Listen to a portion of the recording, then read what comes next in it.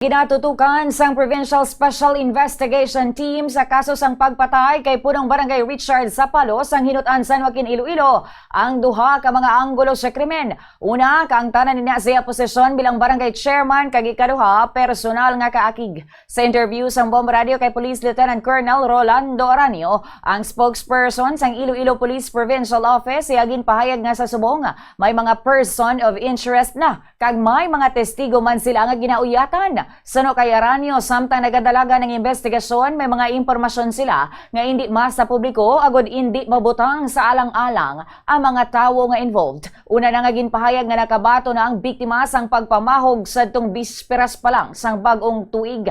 May nabatian sa handset radio sang barangay nga may nagsiling nga happy condolence kay Kap Zapalo apang wala sa may nakahibalo kung sino ang nagpadala sang among mensahe. Naibaloan nga natabo ang pagpatay sa biktima sa adlaw mismo sang iya ika-53 kun tani nga kaadlawan sang Pebrero 26 sang kaagahon.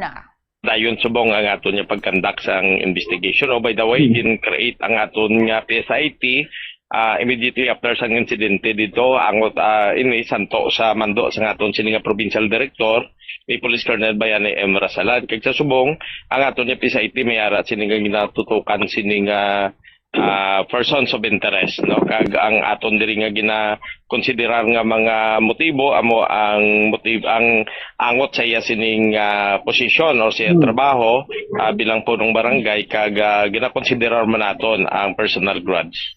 Si Police Lieutenant Colonel Rolando Aranio.